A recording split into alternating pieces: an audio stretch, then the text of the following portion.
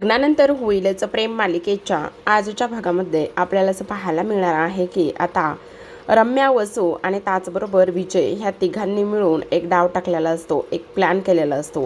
पण रम्याला ना काय झाले कळत नाही. तिचा पाय किंवा कंबरड असं मोडलेला आहे, तेच आपल्याला आजच्या भागात पाहायचं आहे. त्याचसोबत जीवानंदिनीने जुईला पाळणाघरामध्ये त्या अत्तर विकणाऱ्या बाईचा पाठलाग करण्यासाठी तिला पकडण्यासाठी जुईला तिकडे पाठवलेलं असतं. हेच आपल्याला या आजच्या व्हिडिओमध्ये पाहायचं आहे, त्यामुळे हा व्हिडिओ शेवटपर्यंत नक्कीच पहा. फारच इंटरेस्टिंग असा एपिसोड असणार आहे.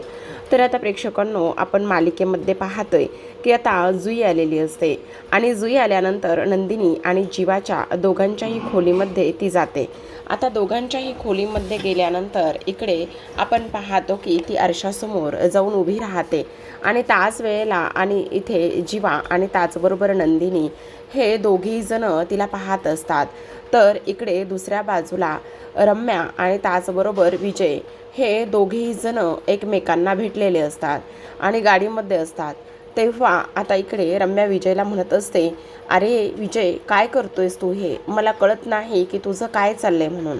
तेव्हा तो म्हणत असतो, मी काय करतो हे महत्त्वाचं नाही आहे, पण मी जे काही करतोय ना ते फार महत्त्वाचं आहे. कसं आहे ना, जंगलामध्ये राहायचं म्हटल्यावर इथे त्या लोकांशी, जंगलातल्या प्राण्यांशी मैत्री केलीच पाहिजे आणि त्याचबरोबर त्यांच्याशी भांडून आणि ह्या सगळ्या गोष्टी करून अजिबातच चालणार नाही, असं सुद्धा आता इथे तो बोलत असतो. आता हे सर्व काही बोलल्यानंतर आपण पाहतो इकडे आता रम्या म्हणत असते, म्हणजे तुला नेमकं काय करायचं आहे? त्यावर तो म्हणत असतो, कळेल, लवकरच कळेल काय करायचं आहे ते. फक्त तुम्ही लोक माझ्या प्लॅनमध्ये मला साथ द्या. तेव्हा ती म्हणत असते, अरे तुझ्या प्लॅनमध्ये आम्ही नक्कीच तुझ्यासोबत असणार आहोत आणि तुला साथसुद्धा देणार आहोत. त्यावर तो म्हणत असतो, कसं आहे ना, तिथे त्या चीट अशा पार्थने तुझ्यावर आरोप केलेत आणि त्याचबरोबर AIचा व्हिडिओ त्याने बनवून जो काही ड्रामा केला आहे ना, त्यामुळे मला आता हे सर्व काही सहन होत नाही. काही जरी झालं ना तरीसुद्धा मी त्या पार्थ आणि काव्याला सोडणार नाही आहे. त्यांनी मला डिवचला आहे आणि माझ्यासोबत त्यांनी पंगा घेतला आहे, त्यामुळे काही झालं तरी मी त्या लोकांना सोडणार नाही, असं आता इथे तो बोलत असतो. त्याचबरोबर दुसऱ्या बाजूला आपण पाहतो इथे जुईने तिथे असलेले ते घुंगरू हातामध्ये घेतलेले असतात आणि घुंगरू हातामध्ये घेतल्यानंतर आता जीवा म्हणत असतो, अगं ये, त्याच वेळेला आता तिला खूप कसं तरी वाटत असतं आणि तेव्हा ती ते घुंगरू खाली ठेवते आणि म्हणत असते, माफ करा, माफ करा, खरंच मी असे घुंगरू हातामध्ये घ्यायला नको होते. म्हणजे कोणाच्याही वस्तूंना इथे न विचारल्याशिवाय अशा पद्धतीने मी हात लावला, त्याकरिता मला माफ करा, सॉरी, खरंच मला माफ करा, असं सुद्धा आता इथे जुई बोलत असते आणि रडायला लागलेली असते. म्हणत असते, माझी आई नेहमी म्हणायची असं कोणाच्याही वस्तूंना न विचारता अजिबात हात लावायचा नाही म्हणून, पण माझंच चुकलं, खरंच मला माफ करा, असं ती बोलू लागते. त्यावेळेला आता जीवा तिच्याजवळ बसतो आणि म्हणत असतो, अगं ये वेडाबाई, तू वेडी आहेस का? हे बघ, असं काही नाही आहे आणि तुला एक गोष्ट सांगू का, हे घुंगरू तुला आवडलेत ना, मग ठीक आहे ना, आणि तू असं काही केलेलं नाही, फक्त घुंगरांना हात लावलाय तर तुला एवढा कसला त्रास होतोय? काही झालेलं नाही आहे, प्लीज रडू नको बरं, शांत बस. तेव्हा नंदिनीसुद्धा म्हणत असते, हां तर रडायची काही गरज नाही आहे, का रडतेस तू? रडू नकोस, गप्प बस, समजलं, असं म्हणून आता ती लोक तिला शांत करत असतात. त्याचबरोबर आता नंदिनी म्हणत असते, काय गं, मला एक गोष्ट सांग, तुला घुंगरू आवडतात का? तेव्हा ती म्हणते, हो, मला घुंगरू फार आवडतात. आणि तेव्हा लगेच आता जीवा तिला बेडवर बसवतो आणि बेडवर बसवून तो तिला आता ते घुंगरू बांधून देत असतो. तेव्हा ती म्हणत असते, नाही नको, नाही नको, मला घुंगरू प्लीज बांधून देऊ नका. तेव्हा आता इकडे तो म्हणत असतो, अगं हे असं काय करतेस? तुला घुंगरू बांधून देऊ नका म्हणजे तुला आवडतात ना, मग हे घे, तुला मी घुंगरू बांधूनच देणार आहे. आणि तुला आणखी एक गोष्ट सांगू का, जिच्यासाठी हे घुंगरू आणलेले आहेत ना, ती ह्या जगामध्ये येण्यासाठी आणखी फार अवकाश आहे. तू नको काळजी करूस, तुला हे घुंगरू आवडले आहेत ना, मग आपण तुला हे घुंगरू बांधूयातच, असं म्हणून आता जीवा लगेचच तिच्या पायामध्ये ते घुंगरू बांधत असतो. आता घुंगरू तर बांधलेले आहेत, पण आता मला नाचायचं आहे, असं ती म्हणत असते. बरं ठीक आहे, मग गाणं लावा ना, असं म्हणून आता लगेचच नंदिनी तिच्या आवडीचं एक गाणं प्ले करते आणि त्यावर आता इकडे ती नाचायला सुरुवात करत असते. एवढी कमाल नाचत असते की काही विचारूच नका. तेव्हा नाचून झाल्यानंतर इथे हे दोघेही जण आता इकडे तिच्याकडे पाहत असतात आणि तिच्याकडे पाहत असताना आपण पाहतो की आता लगेचच इकडे नंदिनीला फार आनंद झालेला असतो. म्हणजे किती निरागस बालपण आहे ना. आणि त्याचबरोबर एवढ्या कमी गरजा असो किंवा एवढ्या आवडीनिवडी मिळत नसून सुद्धा किती गोड आहे ना ही मुलगी, असा आता इकडे नंदिनी विचार करू लागते. त्याचबरोबर आपण पाहतो की आता नंदिनी टाळ्या वाजवत असते. जीवाने सुद्धा तिचं फार असं कौतुक केलेलं असतं. त्यानंतर झालं का मग नाचून, असं म्हणून आता ती म्हणत असते, हो झालं माझं नाचून. त्याच वेळेला आपण पाहतो की आता जीवा तिला खुर्चीवर बसवतो आणि त्यानंतर तिचे घुंगरू तो काढून टाकतो. तेव्हा नंदिनी म्हणते, काय ग, तुला हे घुंगरू फार आवडलेत वाटतं. तेव्हा ती म्हणते, हो मला घुंगरू फार आवडतात. तेव्हा नंदिनी म्हणते, बरं ठीक आहे, थांब, माझ्याकडे ना तुला देण्यासाठी एक छान अशी वस्तू आहे. काय आहे असं म्हटल्याबरोबर आता जेव्हा तू घुंगरू काढत असतो तर नंदिनी आता लगेचच इकडे तिच्याकरिता कपाटामध्ये एक काळा धागा असतो आणि तो काळा धागा ती घेण्यासाठी कपाटामध्ये जाते आणि त्यानंतर काळा धागा असतो आणि त्या काळ्या धाग्याला एक छोटंसं घुंगरू असतं. ते नंदिनी घेते आणि जुईच्या पायामध्ये बांधत असते आणि म्हणत असते, तुला कोणाचीही दृष्ट लागणार नाही आणि त्याचबरोबर हा जो काही काळा धागा आहे ना, तो काळा धागा तुला आम्हा दोघांकडून आहे आणि तेव्हा ही आमची आठवण म्हणून घे. आता त्याच वेळेला जुई म्हणत असते, अरे वा, तुम्ही हे दिलेलं गिफ्ट मला फार आवडलं. खरं सांगू का, जेव्हा मी गावाकडून इकडे शहरात आले ना, त्यावेळेला ना माझ्या आईने सुद्धा माझ्या पायामध्ये असाच काळा धागा बांधला होता. असंच एक घुंगरू असलेला दोरा तिने माझ्या पायात बांधला होता आणि तिने मला इकडे मुंबईला पाठवलं होतं. पण बघा ना, मी इकडे मुंबईला आले आणि इकडची मुंबईचीच होऊन गेले त्या मावशीकडे आणि तेव्हा मला माझ्या आईची फार आठवण येते. असं म्हणून ती आता रडायला लागलेली असते. बहुतेक ना ह्या जुईचे आईबाबा नसावेत, कदाचित असं असेल. आणि त्याच वेळेला हे सगळं काही होत असताना आता ती रडत असते. तेव्हा नंदिनी म्हणत असते, अगं वेडाबाई, एवढी तू स्ट्रॉंग आणि एवढी स्ट्रॉंग असताना अशी कशी रडू शकतेस बरं? रडायचं नाही, चल बरं शांत हो, रडू नकोस बरं, असं ती बोलत असते. तेव्हा ती म्हणत असते, नाही रडणार, पण काय करणार ना, आईची फार आठवण येते. तेव्हा नंदिनी म्हणत असते, हे बघ, आता आम्ही आहोत ना, मग काळजी करण्याची आणि रडायची काहीच गरज नाही.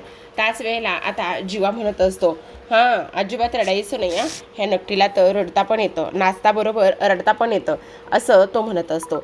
आता हे सर्व काही होत असताना आपण पाहतो इकडे आता दुसऱ्या बाजूला लगेचच जी काही नंदिनी आहे ना, ती नंदिनी म्हणत असते, बरं ठीक आहे, चला तुम्ही दोघं जण एन्जॉय करा, गप्पा मारा, मी पटकन जाते आणि पटकन जाऊन इथे तुझ्यासाठी ना नारळाची वडी बनवली आहे, ती नारळाची वडी मी तुझ्याकरिता घेऊन येते, असं ती म्हणत असते. आणि त्यानंतर लगेचच आता इथे किचनमध्ये नंदिनी जाते आणि किचनमध्ये जाऊनच नारळाची वडी आणत असते. दुसऱ्या बाजूला आपण पाहतो आता पार्थने काव्याचे डोळे घट्ट बांधलेले असतात व्हाईट रंगाच्या रुमालाने आणि त्यानंतर तो आता इथे काव्याला बेडरूममध्ये घेऊन येत असतो.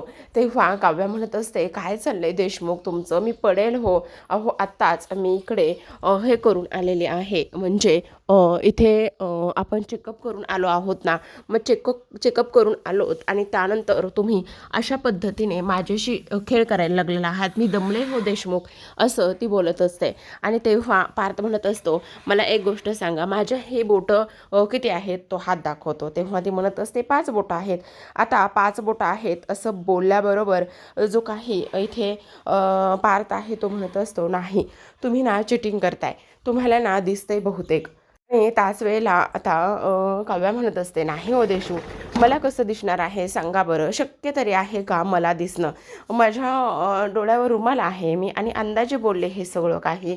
तर आता इकडे पार्थ तिच्या डोळ्यावरची पट्टी काढतो आणि पार्थने तिच्या डोळ्यावरची पट्टी काढल्यानंतर आता लगेचच काव्याला हसायला आलेलं असतं, कारण समोरचं दृश्य पाहून तिलासुद्धा फारच मोठा धक्का इथे बसलेला असतो. कारण भिंतीवरती आता इथे जे काही लहान बाळांचं इथे पोस्टर आहे, ते पोस्टर भिंती भिंतीवरती लागलेलं असतं आणि जेव्हा ते पाहते तेव्हा मात्र इकडे आता लगेचच त्याला धक्काच बसलेला असतो. त्याच वेळेला आता आपण पाहतो की इकडे काव्या म्हणत असते, अरे वा, हे तर किती सुंदर गिफ्ट मला तुम्ही दिलं आहे.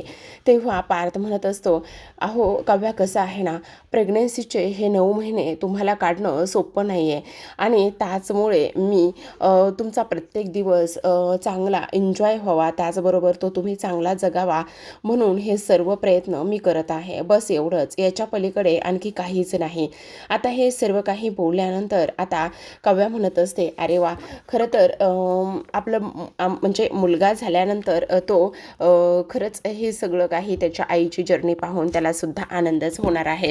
त्यावर पार्थ म्हणत असतो, एक मिनिट हां, मुलगा झाल्यावर म्हणजे मला नाही समजलं, तुम्हाला कोणी सांगितलं मुलगा होणार आहे? मला मुलगी हवी आहे.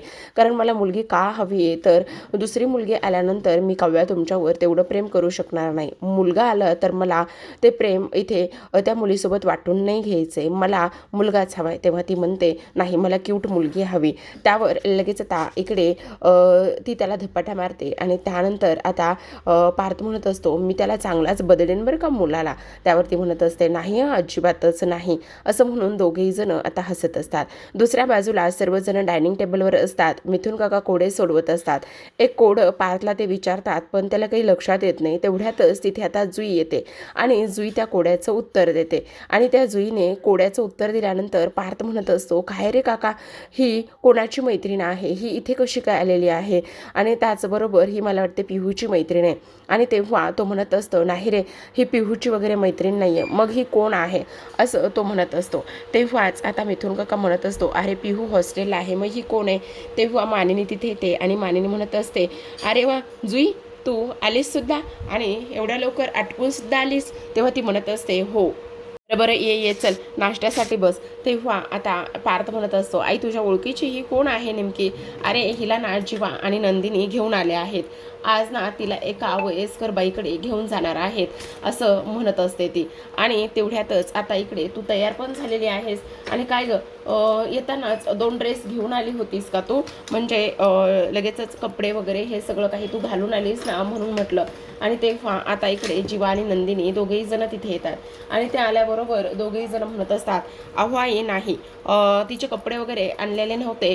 जीवा सकाळी मार्केटमध्ये गेले होते, तिच्यासाठी छान छान नवीन नवीन फ्रॉक आणि ते सगळं काही ते घेऊन आलेले आहेत, असं आता इकडे ती बोलत असते. आणि त्याच वेळेला आपण पाहतो की इकडे आता जो काही जीवा आहे तो म्हणत असतो, हो, मी बऱ्याच काही गोष्टी तिच्यासाठी घेऊन आलेलो आहे. आणि तेव्हा आज आई नाश्त्यासाठी काय बनवलंस? खूप भूक लागली ग, दे पटकन. तेव्हा मानिनी म्हणत असते, हो, आणि सँडविच बनवले आहेत. तेव्हा जुई म्हणत असते, हे सँडविच म्हणजे नेमकं काय आहे? तेव्हा लगेच आता इथे ती म्हणत असते, अगं काही नाही, वडापावसारखंच असतं, 2 ब्रेड असतात आणि ते ब्रेडमध्ये ना बटाट्याचं स्टार स्टफ केलेलं असतं, ते असतं. मग आता इकडे मानिनी म्हणत असते, आता हे दोघे जण ना त्यांना ओल्ड लेडीकडे घेऊन जाणार आहेत. आता हे सगळं काही बोलल्यानंतर आपण पाहतो की इकडे जुई काहीतरी त्यांच्याबद्दल सांगणार, बोलणार. तेवढ्यातच आता हे लोक तिला गप्प करत असतात. तेव्हा जुई काहीतरी सांगणार, तेवढ्यातच आता नंदिनी तिच्या तोंडामध्ये सँडविच कोंबते आणि सँडविच कोंबून लगेचच तिला आता ती तिथेच गप्प करत असते. आणि तेव्हा इथे आता काहीतरी चाललंय ह्या दोघांचं, पण ह्या दोघांचं काय चाललंय ना ते काही कळत नाही. आणि हे ना खूपच डांबरीत झालेले आहेत, सांगत सुद्धा नाहीत नेमकं काय चाललंय म्हणून. तेव्हा मिथून म्हणत असतात, असू द्या ना वहिनी, काय एवढा विचार करता? हे बघा, ती पोरं ना जे काही करतात ना ते अगदी योग्यच करतात. ते चुकीचं कधी आणि कुठे त्यांनी केलेला आहे आतापर्यंत? नाही केलेलं ना, मग तुम्ही एवढा सगळा का बरं विचार करताय? नका बरं एवढा विचार करू आणि स्वतःला त्रास सुद्धा करून घेऊ नका, असं मिथुन काका म्हणतात. आणि तेव्हा जीवा आणि नंदिनी, आता आम्हाला उशीर होतोय, आता आम्हाला गेलं पाहिजे, असं म्हणून ते निघून जातात. दुसऱ्या बाजूला आपण पाहतो की विजयने सांगितलेलं असतं, तू तुझी आई आणि त्याचबरोबर तुम्ही दोघी जणी मला आज येऊन भेटा आणि मला त्या काव्याची आणि पारची चांगलीच वाट लावायची आहे. आणि त्यामुळे इथे विजय, त्याचबरोबर रम्या आणि वसू हे तिघेही जण एका कॅफेमध्ये भेटलेले असतात. आता विजय रम्याच्या आवडीचीच कॉफी ऑर्डर करतो आणि त्यानंतर आता लगेचच इकडे जी काही वसू आहे ती म्हणत असते, अरे वा विजयराव, ही तर फारच आनंदाची गोष्ट आहे ना.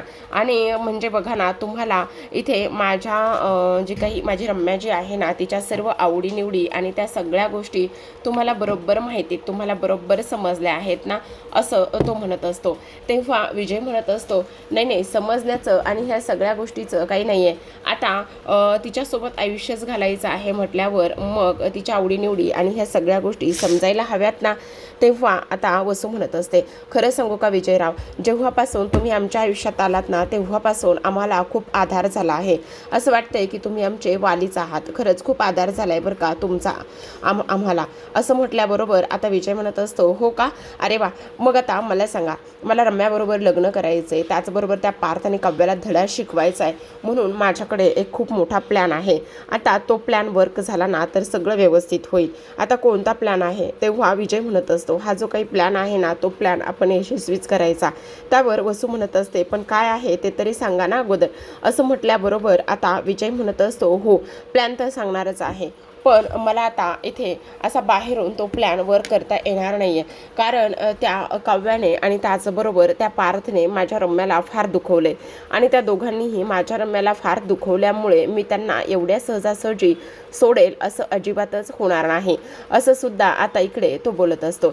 आता हे सर्व काही बोलल्यानंतर आपण पाहतो की इकडे काय प्लॅन आहे असं विचारण्यात येतं आणि असं विचारण्यात आल्यानंतर आता लगेचच जो काही विजय आहे तो प्लॅन सांगायला सुरुवात करतो. तर आत्ता आपण दुसऱ्या बाजूला पाहतो, जुई, जीवा, नंदिनी, त्याचबरोबर रेखा आणि एक पोलीस हे चौघेजण एका ठिकाणी भेटलेले असतात. आणि त्या ठिकाणी भेटल्यानंतर आता आपण पाहतो की इथे लगेचच जे काही पोलीस आहेत ते आलेले असतात आणि रेखासुद्धा आलेली असते. मग त्या रेखा म्हणत असते, नेमकं काय करायचं आहे, कशाबद्दल ह्या सगळ्या गोष्टी आहेत, काही सांगणार आहात का तुम्ही, असं इकडे आता ती म्हणत असते. आणि तेव्हा लगेच आता नंदिनी म्हणत असते, तुला एक गोष्ट सांगू का, ही जुई आहे, आज आपण ह्या जुईला तिकडे सोडणार आहोत. काय? हो, कारण हिला पाळणाघरामध्ये सोडायचं आहे आणि हिला पाळणाघरामध्ये सोडल्यानंतर त्या अत्तरवाली बाई कोण आहे आणि त्याचबरोबर तिचं सत्य सगळं आपल्याला हिच्या मदतीने ट्रॅप करता येणार आहे. हीच आपल्याला मदत करणार आहे त्या सर्वांसाठी आणि ते पाळणाघरातल्या लोकांना सुद्धा आपल्याला इथे आपल्या बाजूने ओढून घ्यावं लागणार आहे. तेव्हा नंदिनी म्हणते, पण मला असं वाटत नाही की ती लोक आपल्याला मदत करतील.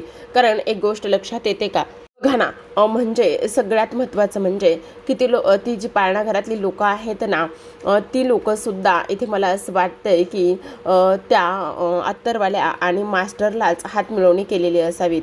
मला असं का वाटतंय, असं ती बोलत असते. त्याच वेळेला आता इकडे जुई म्हणत असते, काय मग आई, आपला प्लॅन रेडी आहे ना. ती आता आई म्हटलेली असते, ते म्हणजेच की इथे रेखाला. तर दुसऱ्या बाजूला आता इकडे जो विजय आहे तो विजय इथे प्लॅन सांगायला सुरुवात करत असतो. आणि प्लॅन सांगायला सुरुवात केल्यानंतर आता रम्या म्हणत असते, हे कसं शक्य, ह्या गोष्टी होणं शक्यच नाही, नाही नाही नाही नाही, अजिबातच नाही, असं आता इकडे ती बोलत असते. आता हे सगळं काही बोलल्यानंतर आपण पाहतो की तो म्हणत असतो, का नाही शक्य, हे शक्य व्हायलाच पाहिजे, कारण ह्या सगळ्या गोष्टी करणं खूपच जास्त गरजेचं आहे, असं सुद्धा आता इथे तो बोलत असतो. त्याचबरोबर आपण पाहतो की आता हे सगळं काही होत असताना मग रम्या वसू म्हणत असते, पण मला नाही वाटत ह्या सगळ्या गोष्टी या पद्धतीने होतील आणि आपण असं अचानकच घरी सर्वांना सांगितल्यानंतर घरच्या लोकांना संशय येईल, त्यामुळे आपण हे घरीसुद्धा नाही सांगू शकत. त्याच वेळेला आता इकडे विजय म्हणत असतो, पण तुम्हाला सांगू का, मला बाहेरून त्या लोकांची वाट नाही लावता येणार. मी जर आतमध्ये आलो ना आणि आतमध्ये आल्यानंतर मग मला त्यांची चांगलीच वाट लावता येणार आहे, असं सुद्धा आता इकडे तो बोलत असतो. त्याचबरोबर आपण पाहतो की आता हे सर्व काही होत असताना इकडे विजय म्हणत असतो, मग झालं तर जे काही करायचं आहे ना त्या सगळ्या गोष्टी डन आहेत, मग आता हाच प्लॅन आपण करायचा आहे. आता लवकरच आपण शिमगा करून टाकूयात, असं ते म्हणत असतात. आता शिमगा करायचा म्हणजे नेमकं काय करायचं, तर प्रेक्षकांनो तुम्हाला शॉर्टकटमध्ये सांगते, कारण कालच एक प्रोमो आलाय आणि त्या प्रोमोमध्ये असं दाखवलंय की रम्या आणि त्याचबरोबर विजय हे लग्न करून देशमुखाकडे आलेले असतात आणि बहुतेक ना आता ते घर वसूच्या नावावर सुद्धा आहे. त्यामुळे आता जो विजय आहे ना, तो विजय काय म्हटला होता की तुझ्या होणाऱ्या बायकोला एवढाच पुळका असेल तर घेऊन जा असं म्हटलेलं आहे. त्यामुळे आता विजयने ना बहुतेक हा डाव टाकलेला असावा, तिच्यासोबत लग्न केलेलं असावं आणि त्यानंतर तिथेच वसूचा घर जावई म्हणून तो राहणार असावा, कारण काव्य आणि पार्थला धडा शिकवायचा आहे म्हणून असं त्याचा हा प्लॅन आहे. तर आता इकडे वळूया दुसऱ्या बाजूला. इकडे आता नंदिनी म्हणत असते, सगळं लक्षात आहे ना जुई, तुला काय करायचंय काय नाही करायचंय, पण मला तर फार भीती वाटते. तेव्हा जुई म्हणत असते, भीती आणि ती बरं काय असते. आता लगेच जीवा म्हणत असतो, मी तुम्हाला एक GPS सांगितलं होतं ते तुम्ही आणलंय ना. तेव्हा पोलीस त्या वॉचमध्ये GPS बसून आणलेलं असतं आणि ती जी काही वॉच आहे ना, ती वॉच इथे आता जीवा जुईच्या हातामध्ये घालतो आणि तेव्हा नंदिनी म्हणत असते, यामध्ये GPS आहे, तू कुठे जातेस, काय करतेस, तुझ्याशी कोण बोलते, काय होतंय, कशा पद्धतीने वागताय, तुला कुठे घेऊन जात आहेत, हे सगळं आम्हाला आमच्या मोबाईलवरती दिसेल, त्यामुळे हे GPS आहे. तेव्हा ती म्हणते, अरे वा खूपच भारी आहे हे सगळं. त्यावर नंदिनी म्हणत असते, खरं सांगू का ग जुई, मला असं का वाटतंय की मीच तुला इथे त्या लोकांच्या हातामध्ये त्या लोकांच्या ताब्यात देते, त्यामुळे मला खूप टेन्शन येते. त्यावर आता इकडे जुई म्हणत असते, नंदिनी ताई अजिबात रडायचं नाही, आणि तुला सांगू का, त्या वसू आणि त्याचबरोबर त्या वसू त्याने रम्याचं बोलणं सुद्धा अजिबात मनावर घ्यायचं नाही, समजलं. असं म्हणून आता लगेचच ती रेखाला आई म्हणते. तेव्हा रेखा म्हणते, आई हो, तुम्ही मग मला आता त्या पाळणाघरामध्ये तुमची मुलगी म्हणून टाकायला जाणार आहात ना, तुम्ही माझे आई बाबा आहात ना, मग मी आत्ताच त्या रोलमध्ये घुसली आहे असं जुई म्हणत असते. आणि त्यानंतर आता रेखा तिला म्हणत असते, खरंच ग किती गोड आहेस ना ग तू, असं म्हणून ती लोक तिला घेऊन जातात. आता ते गेल्यानंतर नंदिनी जीवाला म्हणत असते, जीवा तुमच्या एक गोष्ट लक्षात येते का, आपण जुईच्या पायामध्ये काळा धागा बांधलाय आणि दृष्ट लागू नये असं म्हणतोय, पण आपणच तिला ह्या सगळ्या गोष्टींमध्ये ढकललंय असं वाटत नाही का, असं सुद्धा आता ती बोललेली असते. तर आता प्रेक्षकांना आजच्या भागामध्ये एवढंच. उद्याचा भाग फार इंटरेस्टिंग आहे बरं का, कारण उद्याच्या भागामध्ये काव्य अभ्यास करत असते आणि त्याच वेळेला इथे रम्या आणि वसू बाहेर सोफ्यावर असतात. रम्याचा ना पाय मुरगळलाय का कंबरडं मुरलं हे काही लक्षात येत नाही, पण बहुतेक पाय मुरगळलेला असावा आणि त्यामुळे तिला धड नीट चालता येत नसावं. आणि तेवढ्यातच रम्या तिला आधार देत असते, तिला बघत असते. तेव्हा काव्या तिथे येते आणि म्हणत असते, अरे वा वा वा वा रम्या, काय मग शेवटी पाय मुरगळला वाटतं, काय आहे ना, कसं आहे पायाचं दुखणं, कसं आहे ग, बरं आहे ना, असं म्हणून हसत असते. तेव्हा रम्या म्हणत असते, काय गे तुला फारच आनंद होतोय का, तुला खूप जास्त आनंद होतोय का, तुझं बघ ना, माझ्या वाटेला कशाला जातेस ग तू. त्यावर काव्या म्हणत असते, नाही ग रम्या, मी उगाचच कशाला तुझ्या वाटेला जाते, आता एकाच घरामध्ये राहतोय म्हटल्यावर तुझी विचारपूस चौकशी करायला नको का ग. आणि कसं आहे ना रम्या, तुला एक गोष्ट सांगू का, हा जो काही आनंद आहे ना, हा काही दीर्घ काळ टिकणारा नसतो, असं सुद्धा आता इकडे ती बोलत असते. आणि त्याचबरोबर इकडे आता आपण पाहतो की लगेचच काव्या रम्याला मुद्दामून टोचून बोलत असते आणि टोचून बोलत असताना रम्याला मात्र फारच जास्त तिचा राग येत असतो. तर आता प्रेक्षकांनो इकडे आपण दुसऱ्या बाजूला पाहूयात. दुसऱ्या बाजूला मात्र जीवा आणि त्याचबरोबर नंदिनीने जुईला रेखा आणि त्या पोलिसांबरोबर पाठवलेलं असतं आणि रेखा आणि पोलिसांबरोबर पाठवल्यानंतर आता लगेचच इकडे ती अत्तरवाली जी काही मावशी आहे ना, ती आज त्या ममताई पाळणाघरामधून एका बाळाला किडनॅप करून घ्यायला आली असते. आणि तेव्हा आता नंदिनी म्हणत असते, आता खरी मजा येणार आहे, आज मात्र तुमचा शेवट झाल्याशिवाय राहणार नाहीये, आज आम्ही तुम्हाला रंगे हात पकडणार आणि त्याचबरोबर इथे हे जे काही किडनॅपिंगचं तुम्ही हे सगळं काही करताय ना, त्या सगळ्या गोष्टीचा दैंड होणार आहे असं सुद्धा आता इकडे ती बोलत असते. त्याचबरोबर प्रेक्षकांनो आपण पाहूयात आता उद्या नंदिनी आणि जीवा कशा पद्धतीने त्या ओल्ड लेडीला पकडतात आणि कशा पद्धतीने हे सगळं काही होते हे पाहणं फार इंटरेस्टिंग आहे. तर पाहत राहा लग्नानंतर होईलच प्रेम. भेटूयात उद्याच्या भागामध्ये, तोपर्यंत धन्यवाद.